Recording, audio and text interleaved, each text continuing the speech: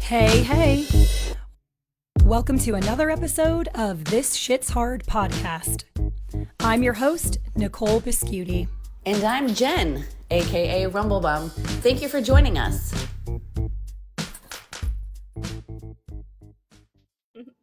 Okay. Hello, Welcome to the studio, Natalie Micale. We are so happy to have you.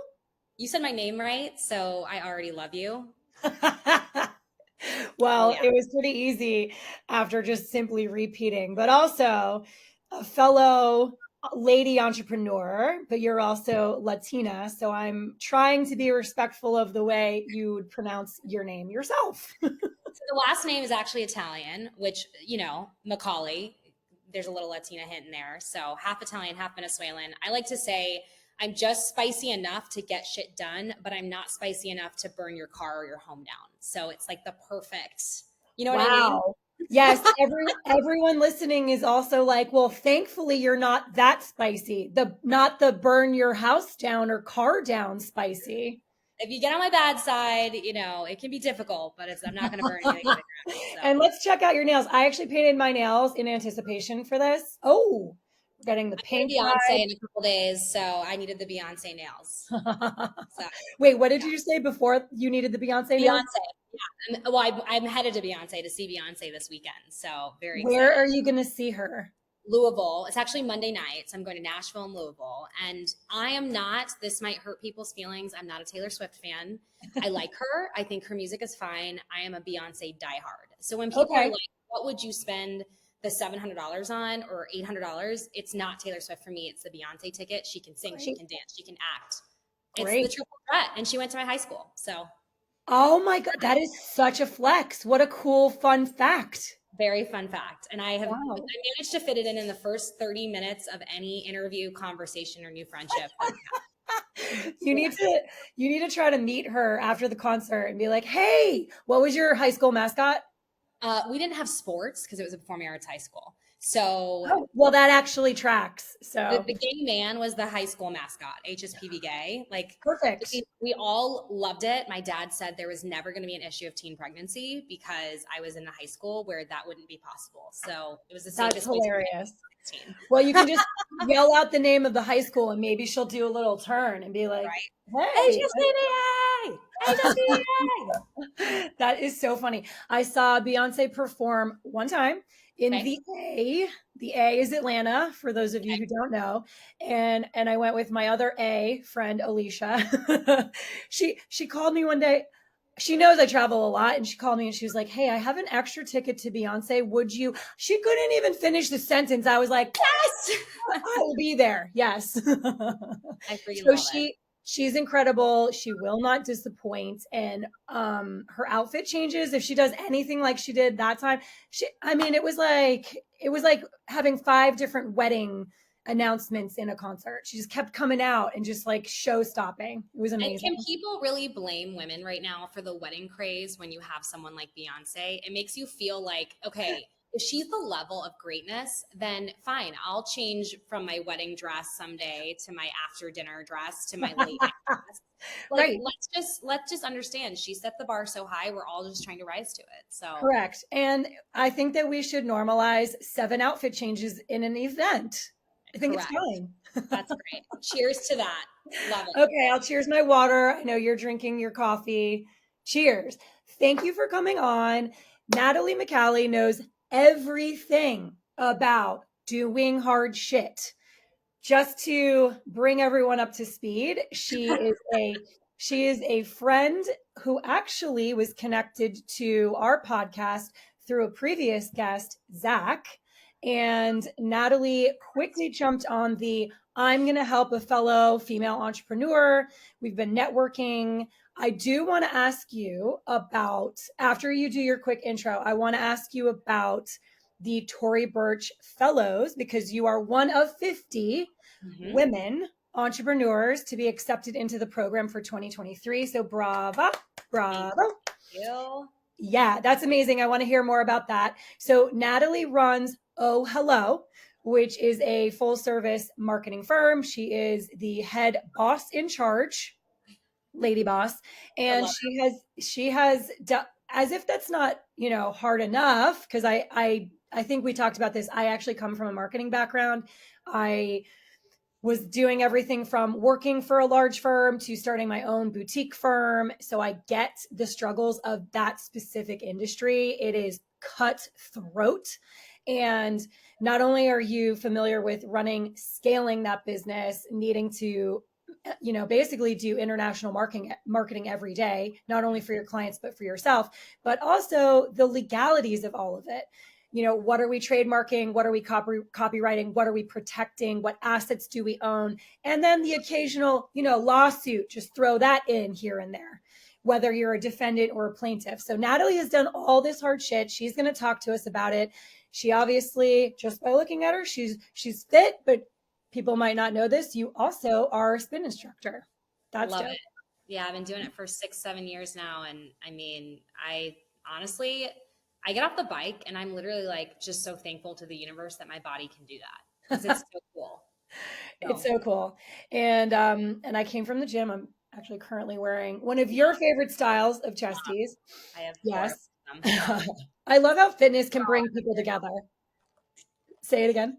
It's the only sports bra I'll ever wear. And that's not just because it's your podcast. I mean, when you sent me a product to try, it reiterated my desire to want to serve and help you in any way we can, because that product is incredible and it's changing the lives for women in athleisure who are bigger chested and really struggle to find a bra that fits. And it's not like you can't wear, obviously if you're, you know, not bigger chested, this bra is amazing, but I am not bigger chested for anyone's reference. It's still amazing. It's just, it's really tough for women that are above 34D to get a bra that gives you the support and stability all day long that you need. And that had been my biggest stressor, and you solved that problem for me. So I am Thank you. Thank you. And that was the surprise problem solving that we got out of that, because when Chesty started, it was just for the collarbone protection. And then actually, because of the name, people thought, or consumers thought, oh, finally you made a bra for big boobs. And I was like, what? I know. Oh, okay. So then we actually started focusing on the larger chested athletes. So we did that. So why don't you tell us, well, I already know the answer too, but why don't we tell everybody, where are you right now? Where are you living? Where are you running your firm from? I know you just got back from Vegas. You were in New York City prior to that, but I think people would be surprised to find out where you're actually based. Yes. So I am out of Lincoln, Nebraska, which I was talking to my dad this morning, and he was like, have you really thought about leaving Lincoln in a while? And I was like, man, I don't know, because sometimes I feel like the unofficial social mayor of the city. Like, I know so many people. I think you are. I have such a great community, and, you know, I don't know everybody, but it's a beautiful place and a beautiful community to be here and to thrive here.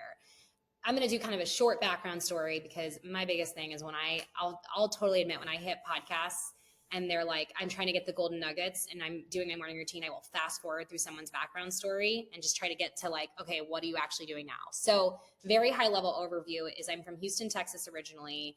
Did musical theater from the time I was 8 to the time I was like 25, basically 22, sorry. So yeah, I mean, I got a full ride for musical theater. Nebraska Wesleyan came down and auditioned me at HSPVA, the High School for the Performing and Visual Arts. And they recruited me. They pretty much got me a full ride scholarship through their program and the education side and my grades. So I was able to go to college for almost next to nothing. So I came to Nebraska Wesleyan, not knowing anything about Nebraska, not knowing anything about what it would be like here. And the first 2 years were a little bit tough. As you can imagine, I was homesick.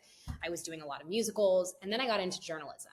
And I quickly fell in love with the idea of telling a story that matters. Truly, that was it. I did a research report on genocides in other parts of the world that I was able to present to someone. And I saw how quickly those stories impacted the people around me and actually could contribute to the better good. So for me, that was really a sign of like, I love acting, I love singing, I love performing, but what's the impact of what I do and how can I be impactful? So went to DC. I love this, Natalie, just to like make the connection, just to kind of close the loop on that. I realized in a very short amount of time in networking with you that you're actually here for the story, and all of these things that are happening are, you know, I have a friend, we like to say that it's all happening for the plot. But I like how your storytelling ability and intuition kind of pulls in what you were trained in and now what you do as a profession. Sorry to cut you off, but I just wanted to kind of No, like connect those dots. that's always been the theme for me, is like, how can I help other people tell their story and make a change, and how can I make a change by the stories that I tell? And from journalism, I went into journalism by going to DC, working at C-SPAN for a semester, working at a local news station there, following journalists around DC, which was incredible, seeing how they broke down stories on everything from politics to health and modern medicine.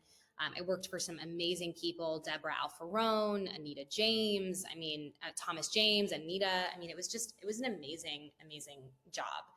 Okay, I And have I a came back. question on that. Question. Oh, my question. Okay, Yeah, so a lot of good people questions. will watch movies or even like television shows about the news industry and get the sense, at least I got the sense in because I was on the PR side of things working with newsrooms, that news reporters' lives are absolutely chaotic and just like things can change on a dime. Was that your experience as well? Yeah, it's absolutely true. I don't even know if TV can actually show what it's actually like, because like I've watched Newsroom and I've watched the morning show because I was, fast forward, I was a morning reporter, a morning anchor. And you are constantly, the thing about TV that's so interesting, because I went from, and this weaves perfectly into answering this question into my story. I went from working in DC, I came back and I pitched myself to the local news station 1011 for an internship. They were not calling me back. I went up to people who worked there at a coffee shop. I told them why I was going to be the best intern they ever hired. They brought me in the next day. I got the job. I was the only intern there for 6 months. And then I got a job my second semester of college as a reporter, worked my way up for 4.5 years, reported and anchored every single show around the state of Nebraska. What you need to know about newsrooms and what's really interesting about them, if you're interested in this field, or if you've always thought, well, how do I even get a story to someone? When you're in news, it's like very rare on a shift that like you actually get any time to yourself to really think. Like, you are running around from the start of the day to the end of the day. There were many, many days where like I didn't get to use the bathroom. I didn't eat lunch. I was dehydrated. Like, it's so competitive, and you're also judged. And this is the beautiful thing about fitness and about journalism and about marketing and PR. You are not judged by what you did yesterday. You are judged by what you did today. It doesn't matter how many wins you had the day before, or if that story led the top of the news block and was the first one to be seen. It matters by exactly how you start your day and what you did today. And so you're constantly living in the present, but you're also constantly thinking about, how do I continue to stay, top of my game? And those 4 or 5 years in news really prepared me as an entrepreneur, because you have to say yes and roll with it. Somebody could have killed somebody and you're live on TV anchoring, and the producer is talking to you and telling you what happened, and you have to make a judgment call on how to position it and how to let people know you have breaking news and someone has died. And right, you have to say yes and roll with it. You have to be incredibly, incredibly resilient. People are going to tell you no all the time. It's competitive. It just trains you for everything you need to do to be an entrepreneur. And I was really lucky that I worked with some incredible journalists in Lincoln, Nebraska at Market 100, who are still in the business, who mentored me and who gave me a ton of education and skills. So it was easier for me to go from journalism to marketing, because even though marketing is also crazy and running an agency is also hectic, I get to use the bathroom. If I want to take a 30-minute, 45-minute nap during the day, I can. I can work at the salon and be on a call with my team. That stuff didn't happen. But now, that's what sprung, kind of helped me springboard into marketing. So ended up finishing up the work at 1011, got a job offer at a startup called Evol Empire. Yes, it was called Evol Empire. Helped build that digital marketing agency into a multi-million-dollar firm. It was acquired. At the time it was acquired, I was the head of business development. We were a small firm. There was 30 people. And myself and 2 of the people from that firm were like, let's go start Oh Hello as a brand innovation lab and really think about how we can help direct-to-consumer millennial brands succeed in today's day and age. What we started as is never what it ends up. Fast forward, that was 5.5 years ago. I bought those partners out.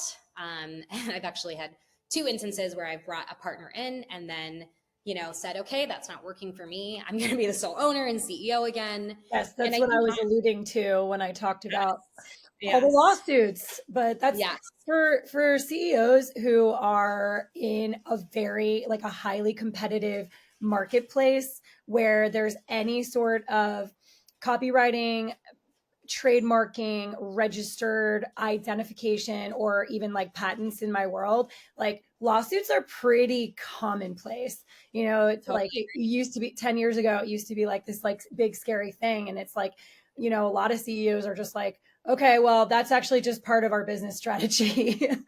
If you don't have a lawyer, Unfortunately. if you don't have a go-to lawyer that you trust to have your back and answer the phone at 1 a.m, which I definitely do, you're missing a lot of opportunities to make sure that you're, covering your own ass, right? And I've been through, the process of, bringing in partners in and then dissolving that. It's all, in my opinion, normal parts of entrepreneurship and growth in many ways. Not everything is all sunshine and rainbows. It's not always going to work out. Like you can Right. respect the people you work with and have all the intention of the world of collaborating effectively, but the truth is what it comes down to is results. And so Sure. you've got to grow the business and you've got to make those tough decisions. So, Mhm. and 5 years in at Oh Hello, we're now a full service creative digital firm. We really are a true marketing agency. We're serving a wide variety of clients. We have about 27 people. We hover between 25 to 30 at any point. We're growing and, we're boutique. I mean, we're not a big agency. We still are the little guy, right? We're under 5 million, but we are having a lot of fun. And my goal for this stage in entrepreneurship, and I'm interested to hear your thoughts, Nicole, on how you Mhm. feel with the Chesty, because Yeah. we've had so many personal conversations about this. But my Mhm. goal at this stage is to make it sustainable. I'm not going to push my team or push myself to be doing all these crazy things to hit a bottom line. At some point, it's like, when is enough enough? And I think we're Yeah. at the point where we want to grow, and we want to grow 10 to 20% every year, but we don't want to have to hire shitty people or take on shitty clients. We want Yeah. to be intentional about the projects. And we're just hitting that point where we can really do that. Yeah, I like what you said there. And I think that correlates to a lot of things in life in general, right? Like when weightlifters start training, they can chase adding 1 single kilo to their lift for over a year. And that speaks to your, small percentages of an increase. And similarly, I think that part of your, I guess, responsiveness and your positioning right now is probably experience. I'm not going to say age, but experience, because when I was just starting out, I think that in both like marketing and branding, which is where my first career was before starting Chesty, but then also in Chesty, I definitely identify as being at the time then more aggressive. And now I'm kind of like, all right, we're settling into something that, to your point, is more sustainable, because doing 200% growth year over year is an anomaly and not something that you should be getting used to. And if you didn't plan and save for the slower times when you are maybe only growing 5 to 10%, or maybe you're down. We've had years where we're actually, down to the previous year. And it's not, and you need to remind yourself that it's not indicative of your services or your product. It's indicative of the market and what your fee and what the market demands and what the market is kind of craving. So I I think love everything you that's said, so and I'm on the true. same page with you there. Yeah, that Um, is so true. I mean, I think in marketing, there's always someone who needs a website. There's always someone who needs a brand. But yeah, do you align with their approach? Do you align with the way they communicate? Are you going to enjoy the experience of working with this person for 4 or 5 months? And right. those are things we're starting to realize. And so it's like, yeah, if we took every single project that came at us, we could be a much bigger firm. But I don't think we want to do that right now. And I think we really are trying to get organized on who we are as a firm and what our culture is so we can Mhm. attract the talent that will allow us to continue doing this for years. Yeah, and I like that. And you and I have spoken about this before, but you run your firm very much like a small family. Like You're not going to ask your team members to do something that you wouldn't ask of yourself or that you Correct. wouldn't ask of someone. And you're really coming at it from a growth perspective. And I think I shared this with you, but when I was in the initial, early years of Chesty and scaling the company and growing the team, there's a lot of things on paper that someone can be, but my gut reaction was always what made the decision as to whether or not I would bring someone on. And the final question that I would ask myself, not the other person, was, and it was very relevant, and it made a lot of sense because at the time Chesty was actually being run out of my home, not the warehouse that we are in today. But the final question that I would ask myself is, can I trust this person with the key to my house? Oh, yeah. Because they are going to need to come to my house to pack and ship the orders, whether I'm there or not there. Right. And so now, even though we are now in a warehouse in a commercial space, I still ask myself that question. Am I trusting this person with the key to my home?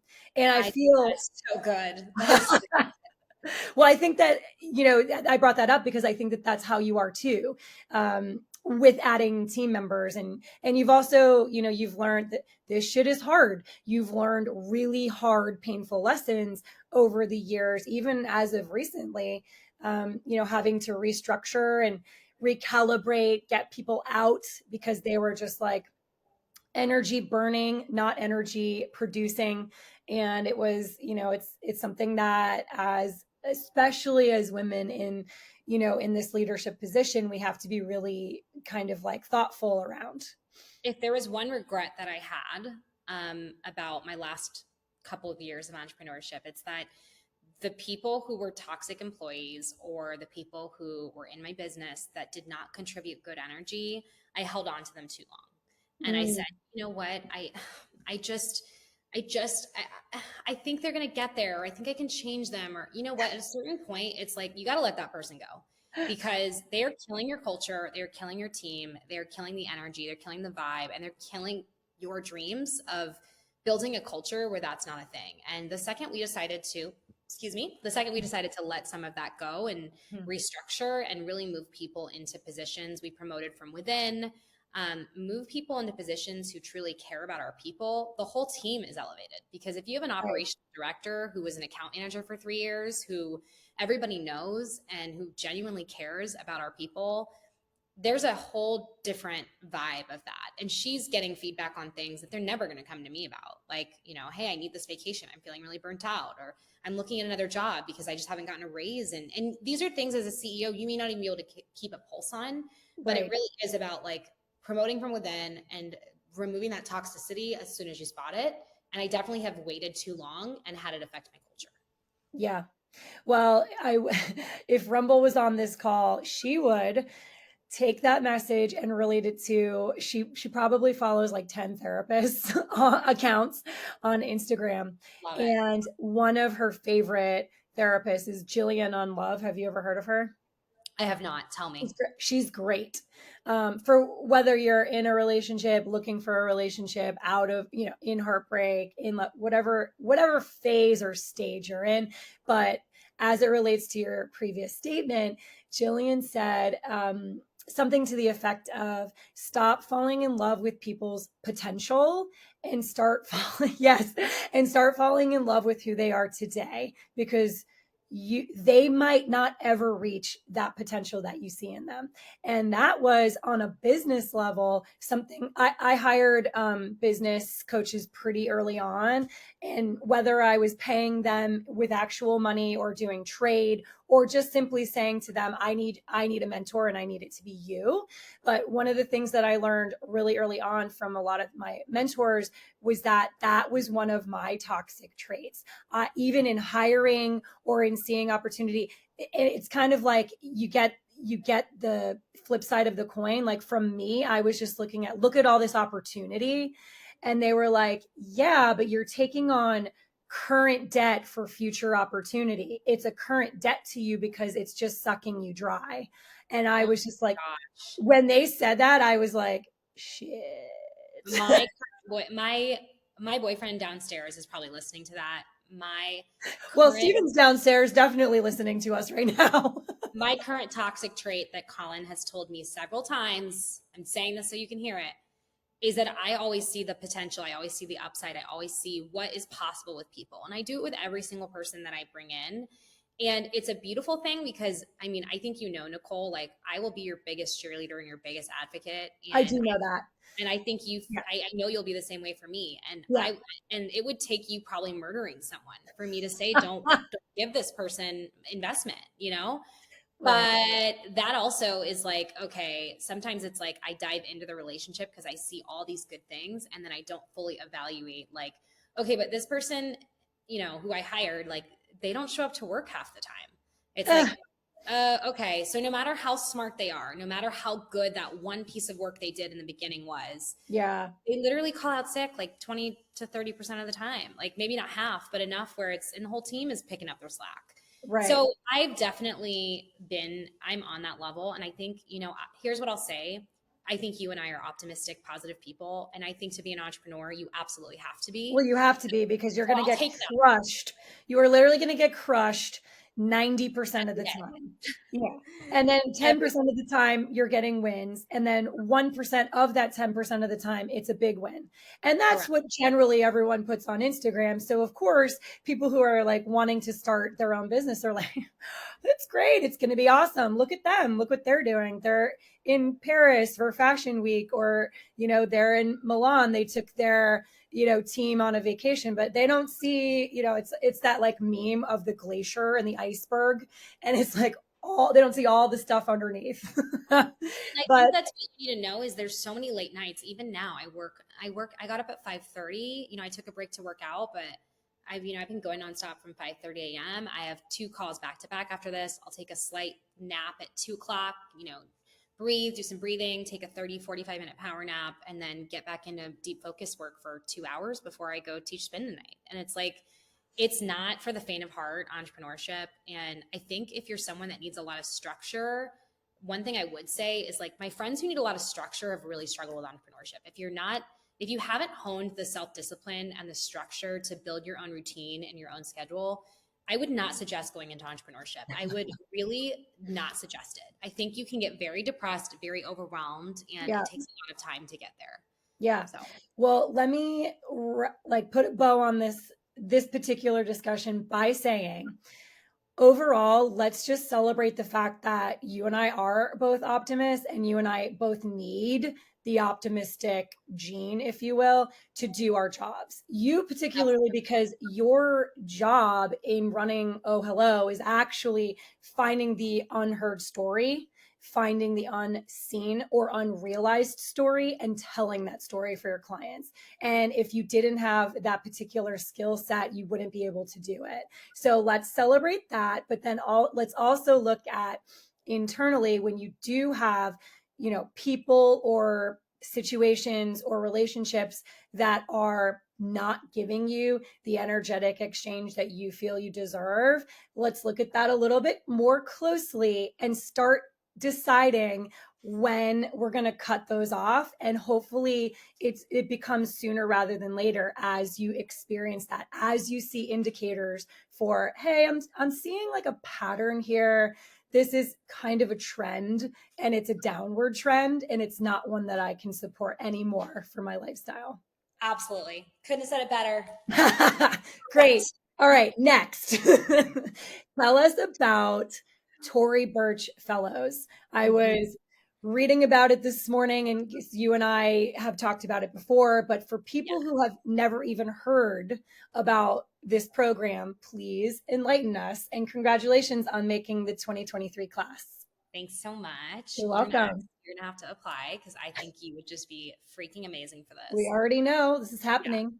We already know. So, and I encourage everyone who's listening, who's a female entrepreneur, if you're listening to this, go check it out. So I was actually doing research for a client, and I came across this woman named Molly with Camp Casey, who they spotlighted on their content blog piece.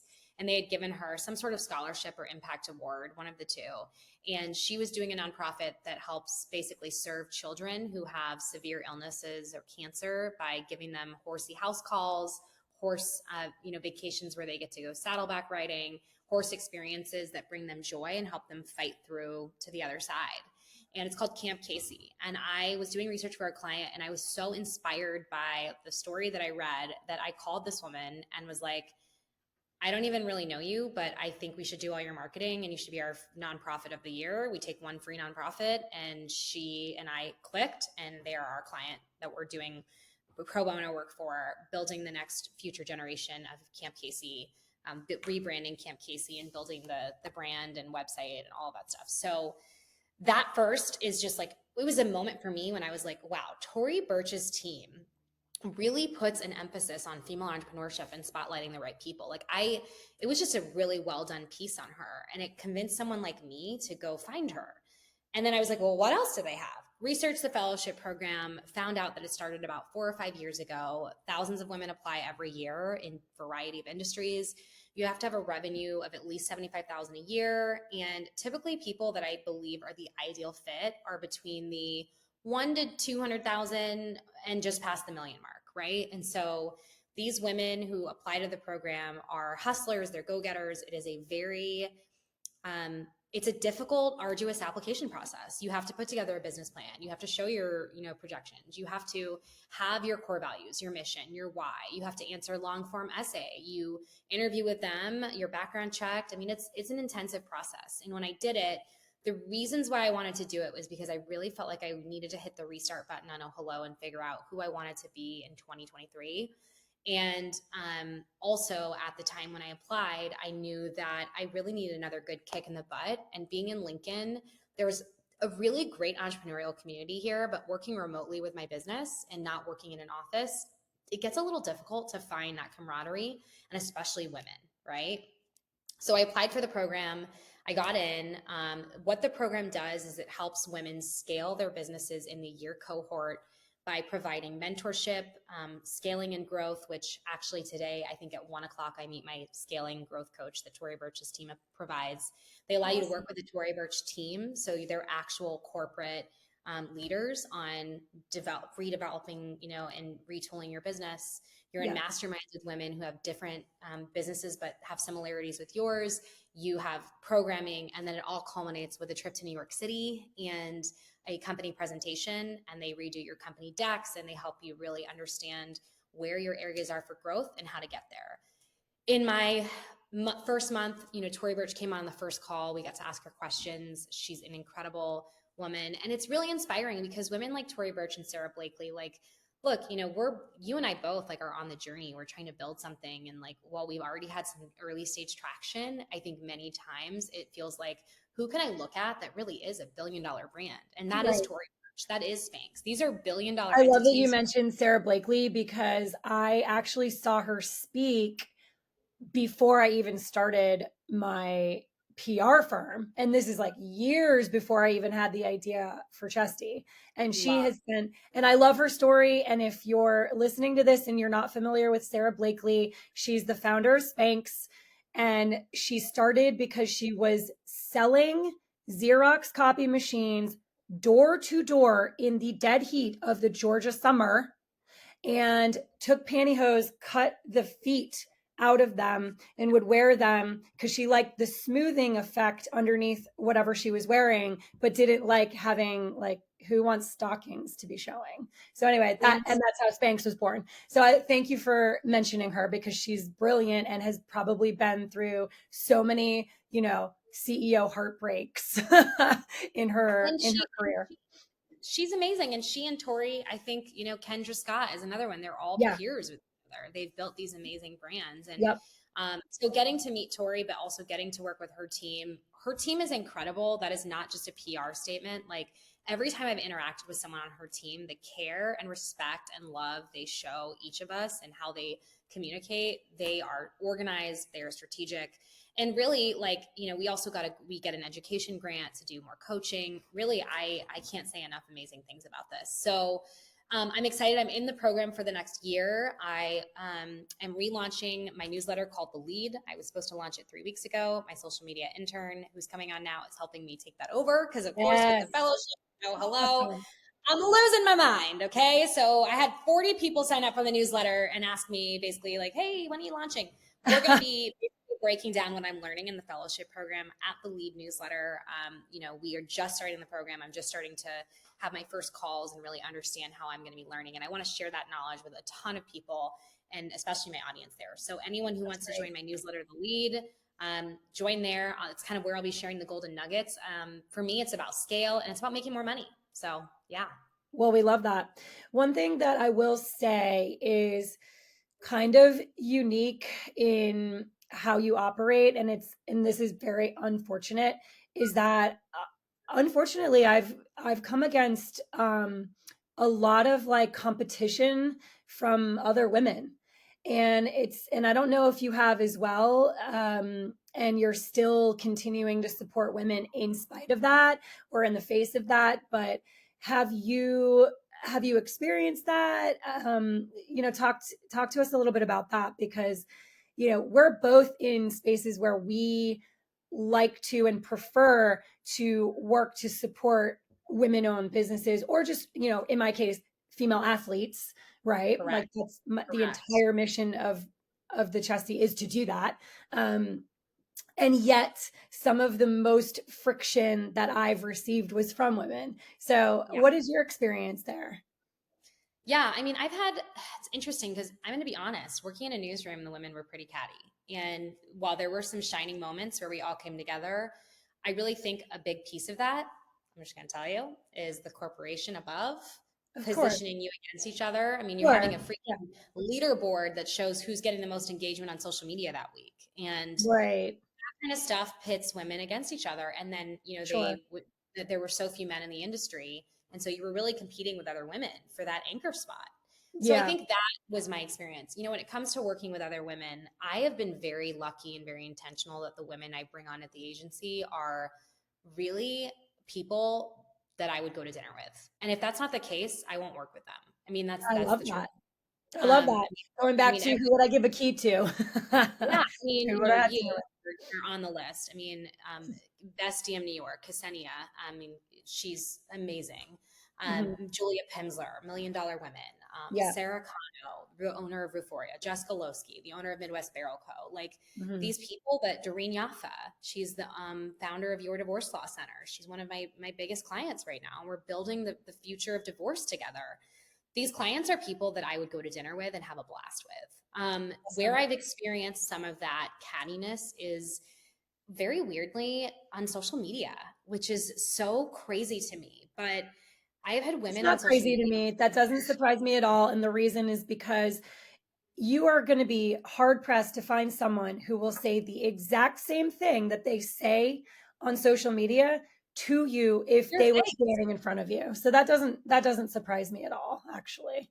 Yeah, I mean, I've just gotten those weird catty messages about like, oh, you'd actually wear that, or that's a cheap belt, or like, well, I don't think that's, it's like the commentary that I don't really care about, but it's You're also like, thank you, I didn't ask you at all. I mean, I will never forget when I posted a picture of me wearing a fake Gucci belt.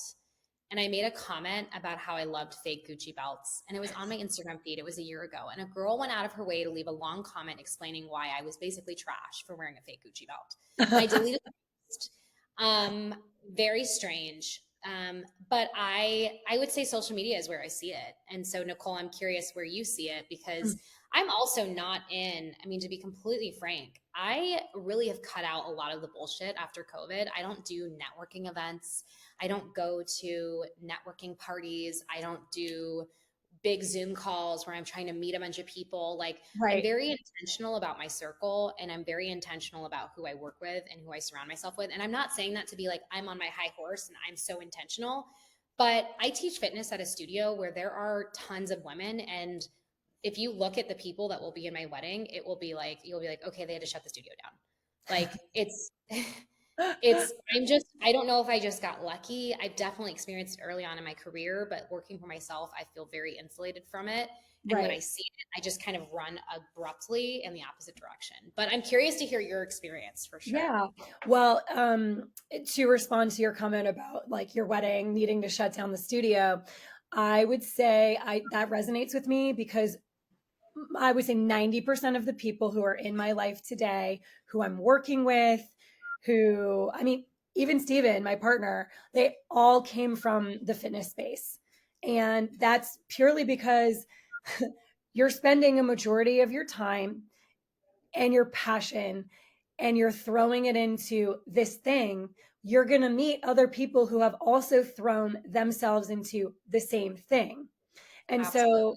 I'm doing projects that are far outside now of fitness, but they're all with people from the fitness space. And I would say that my biggest challenge in the whole like competition within women similarly was that it was given to us. We were placed in that position. We were put in a position to be pitted against one another. We interviewed a couple of WWE stars, and they were talking about everything you said about the newsroom was basically the same that they said within that organization, because obviously like the WWE feeds off of drama, right? It's a storyline. That's how they're, gaining interest in watching these, I don't know if they're called fights, but in watching them in the ring. And, that was something that they experienced similarly. But I mean, I was just curious to hear what your experience is. I would say in business, the main time that I would receive the cattiness or would be the recipient of like some really competitive, like aggressive competitiveness was when, we're all vying for the same spot. And unfortunately, like, the saying, everyone can't come. I mean, Correct. that's why they say it's lonely at the top. And I'm not saying I'm at the top. I'm trying to get there. But it's, sometimes it's like, I, as a leader, have to weigh, yes, I want to bring my team with me. But if my team or the people I've placed on my team aren't showing that they're also willing to do the work shoulder to shoulder, side by side with me, they might not be the right team members. Or maybe they were the right team members for a specific amount of time or for a specific task or for a phase. And, things change, seasons change, and that's all right. That's all right. That, That's okay. that's so true. What you just said, Yeah, this season. I think that's true of everything. I think it's true of sure, friendships and relationships. And you sure. hope to find people that stay around forever, but I think it's unrealistic to imagine that they will, I've honestly. had a unique experience a couple times where I was really close with someone. We parted ways, not in a mean way, just like, I'm going to go do this, you go do that. We're doing our own thing. And then we reconnect. And that is really indicative of the seasonality of just life in general. Like maybe someone left to go, I'm going to go have kids and I'm going to start a family. And 3, 4, 5 years later, you like kind of meet back in kind of like a similar place because you're still moving. You might be moving in a different direction, but the paths are like this. Absolutely agree with Yeah. you on all of those points. And, Yeah. for me, loyalty is extremely important. I'm Italian, so it's like the mafia. Like Miss when you're Cutie. in, I think we had this conversation. I'm a loyal bitch. Like there's just no other way to say it. Like if you're in, you're fucking in. And but I'm also like, you got to be loyal back, right? And I used to give my loyalty, my undying loyalty to people when maybe they didn't quite deserve it. And now I'm like, like if you're in the circle like of trust, just like Meet the Fockers, like you gotta stay in the circle of trust by also giving me energy and giving me positive vibes back and being loyal. But loyalty for me is huge. And I think of the studio fly, and I've told this to so many people. Like sometimes I have found it difficult to make friendships out of fitness, and I think part of it is you walk into the gym, you do this hard shit with someone. Our founder, Jenny, is one of my really close friends, and we show up for each other's classes and we root each other on and we fist bump. We're like, hell yeah. I just sprinted that 130 for fucking 2 minutes, right? And so again, it's like every time that you show up for someone physically, I think it creates a bond. And that's some of what we've lost with the pandemic transition. It's like Yes. when you show up for someone physically, and I try to remember that for my friends, like my bestie and business partner, Sarah. she spoke at an engagement and she mentioned it to me. She's like, I'm going to be speaking at this thing. I'd love it if you can come, and no worries if not. She said it kind of chill. And I was like, that's a really powerful opportunity to show up for someone in a way that is loving and loyal. And they're going to do the same for you if you're really that close. And it's really cool to do that as women, because when you show up and put that energy out, like physically give the energy, and you're the biggest hype champion, it just creates that good karmic energy. So for me, in fitness, with my friendships, with my assistant, with whoever I engage with, it's figuring out the little ways to show up for people. Sure. One of my monthly goals, my friend Gilly got me this journal, which is so pretty cool to look at. It tracks, I don't know, we haven't had this conversation, I don't think, but I'm very into astrology. Okay. So we'll do your reading on a separate episode, but Would love it. I'm a Scorpio. What's your sign? Oh, okay. So I'm a Virgo, but I'm Scorpio rising. So I feel Interesting. like that makes a lot of sense in how we kind of get each other. But the reason I brought this up is because at the beginning of every month, you set an intention for the month in different categories. And in one of my categories, my intention was to leave a conversation with anyone that I interact with, leave them feeling more uplifted or better than before the conversation happened. And that doesn't happen by just being like, I mean, it could happen by being like, Natalie, I love your lipstick. But it's also something more in depth and more, yeah, like I am listening to you. I see you. I heard what you say, or I see what you're doing, and you're acknowledging what that person is about. And so I'm really trying to, in that way, you have to limit your interactions almost, because if you give, and you're like, that's a big energetic exchange for you. You can't do 100 of those a week. You know what I mean? I agree with you. Like, you have to be intentional with where you put your energy, and someone's got to Yep. match it back. I mean, Right. it's like, and even like things like, I mean, I don't get it. As an entrepreneur, I think you learn to just go with the flow a little bit more and stop Well, you getting have to, because nothing's going to go as planned. Literally nothing will. nothing. Nothing will go Nothing. as planned. And so friendships don't go as planned, and people are late or they have to cancel. And so you have to have like that sort of flexibility and not be so rigid in what you deserve and what you want out of the friendship, but at the same time, just really checking in intentionally and asking yourself, like, how do I feel after I leave this person? That's the best job. Right. That's also, from a business perspective, why I like to start things with setting expectations and then checking in with the other person to see, are our expectations aligned? Because if they're not, and we're not trying to accomplish the same thing in this amount of time together in this project, one of the parties is going to leave unfulfilled, feeling like they're disappointed or feeling like it was a complete disaster. So that's one of the things that I like to do at the very beginning up top, is say, okay, the goal of this XYZ is to accomplish this. Are you on the same page? Or what are you trying to get out of this today? Love it. So, Love it. with that, I have some rapid fire questions that I'd like to ask you, but we're going to ease into this because I'd love to know. You already mentioned you get up at 5:30. I would love to know your morning routine. Are we doing greens? Are we doing coffee? When are we doing coffee? Walk us through a morning for you. Yeah, so I try to delay coffee by at least an hour. I've read a lot about like how that helps you kind of just make sure you're not too hooked on caffeine. Yeah. But I have a pretty cool like morning routine. I wake up. Recently, I've been trying to get outside or take a walk like first thing.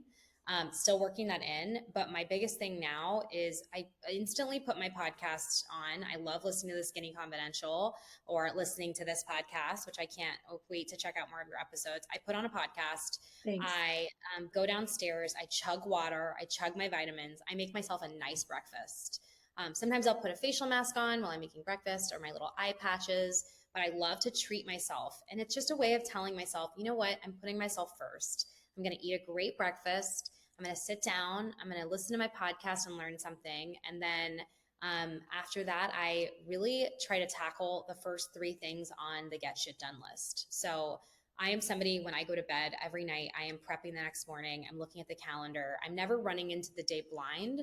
And so I already know what I need to get done that morning to make the day a success. And for me, after I've done that little morning routine that takes 30 to 40 minutes, it's making a coffee, it's getting the get shit done list. And then after that, after I've accomplished at least one or two things on that list, it's working out. So, Ooh, I like that. And so yeah. when you wake up, are you waking up before the sun?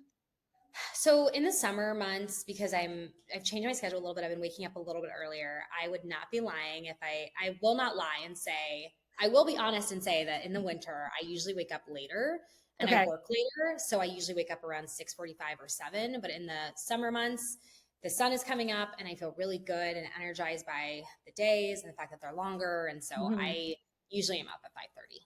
Cool. I asked that because you mentioned delaying coffee. That's one I'm a big fan of Andrew Huberman Lab. Love Huberman Labs. So he Yes. talks about that. And then everything that you just mentioned regarding like sleeping later, your circadian rhythm is very synced up to the sun, the moon, and all that stuff. So that's why I asked you if you were waking up the sun or not. But that And makes last sense that night, it's seasonal. evening is also like what I've realized is calming yourself down is just as important as starting yourself up. And Yeah, so taking a walk at night, Colin and I are starting to do that a little bit more. Eating dinner, not watching like anything that's gonna just get me into a state of frenzy. right. Because you want your, I think it's the parasympathetic nervous system to be Mhm. calm. Putting, myself into bed 30 minutes before I need to fall asleep so I can sometimes I have to use the bathroom after I've tried all that water or, Right. like just being able to like breathe and let my thoughts settle. Sometimes I read before bed as well. So I'm big on having that. I really need a lot of alone time. And I think you do need a lot of alone time as an entrepreneur to stay creative. And Yep. I find my best ideas come when I give myself that time. So, Yes. One of the girls who works on the marketing team for Chesty, Ashley, will she's pregnant and a mom, so she has a toddler and she's expecting, and she doesn't have a lot of alone time because she's always with her children. So she says she will text me and say, okay, because the only real alone time that she has now is when she's in the shower. She's like, yeah, okay, I had a conference in the shower and here's my next idea. But I love it. I mean I love that's just where she's at right now. That will change hopefully for her and she'll have more time.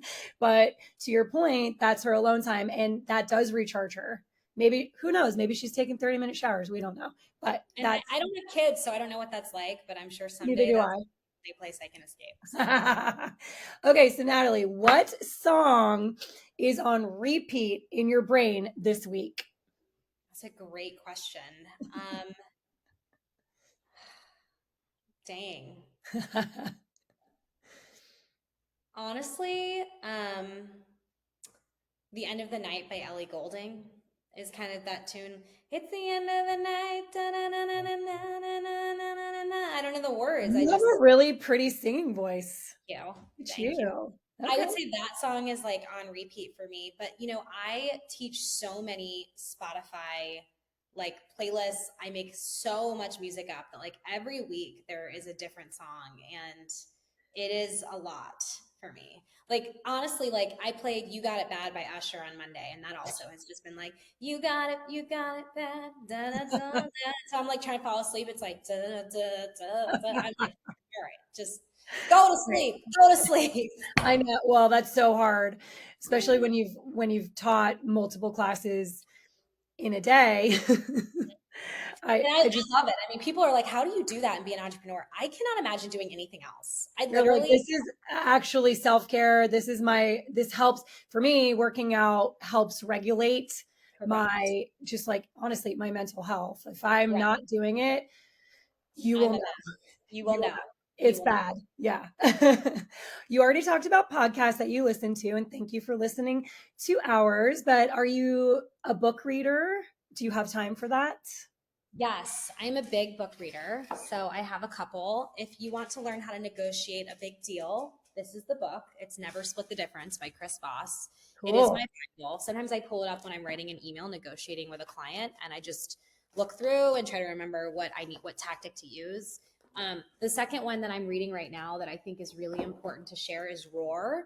It's about really how to sync up your menstrual cycle and really all of the ways that women biologically tick to optimize your training and optimize your performance. It's amazing. And I think it's just been so life-changing. And the last book that I would recommend to people is by Alex Hermosi, and it's called $100 Million Offers. And if you're looking to productize your business or repackage up services, these are the 3 books that are on my desk because there's so much knowledge in these 3 books that when I have a question, I'm a big believer that you can self-teach yourself anything. And so I get a little annoyed when entrepreneurs are like, where do I start? Like, if you just Google how to set up an LLC, there's 5 different blog posts about how to set up an LLC. Right. The truth is no one's going to spoon feed you information. And if you don't make the time for yourself to educate yourself, you will never be an entrepreneur who makes it big, because the ones that do, I truly believe like the difference is that they're willing to educate themselves and consistently grow.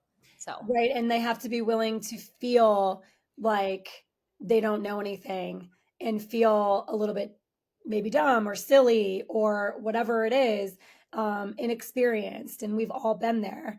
And when you're teaching yourself something new, I literally knew nothing about garments. And, people would talk to me about the GSM of fabric or the type of thread. And I'm like, I don't know, but you have to teach yourself these things. Thank you for sharing your book recommendations. Those are awesome. And I've heard about Roar. I feel like this is the sign I need to order that book. So thank you for that. Okay, rapid fire. I'll say a phrase and you tell us what is the first thing that comes to mind. Oh God. Sunglasses at night. Why? Why would you do sunglasses at night? And there's your answer. Mind is my second one because I do have my blue light glasses on and I love them. So same. And everyone always asks me where I get these. I don't know. Amazon. I know. Gucci. There you go. Oh, but are they fake or are they real though? No, they're real, okay? They're real. So all the haters can just calm the F down. Just calm down. Okay, situationships. Oh, not a good idea. Not a good idea. You're just asking for problems in your life. Don't invite that energy. Protect your energy. Protect your energy at all costs. Like, no situationships for me. She goes, no. Okay, festivals. Ew. No way. Go if it's VIP. I would rather spend the money on 1 VIP festival a year than go to 5. I do not like peeing in random places. I do not like being heavily intoxicated. I'm not a big drinker. I do not like being sweaty. I do not like watching an artist from 25,000 people back. Like, it's just not for me unless, the only festival I would consider really going to is Burning Man because I've heard it's such a crazy experience, but it's just not, those are not it for me. Okay. Well, good news is our friend, you introduced me to him and he's been on our show, Zach. We will be meeting up with him at EDC Orlando and he can do all of the watching of the artists, all of the sweating and all of the fits on your behalf. I am so happy to hear that. And I love him and I will never be attending that with him. So. Okay, great. Glad we're clear on that. Final phrase, international travel. My love.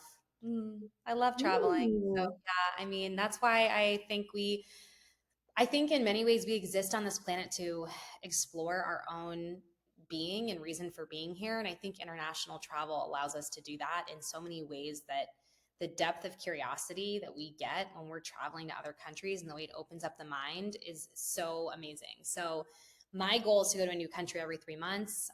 I am a little behind on that because last time I went to Europe in January. And so I need to get my butt together and pick another spot. I'd love to go to Colombia. I'd love to go to Thailand.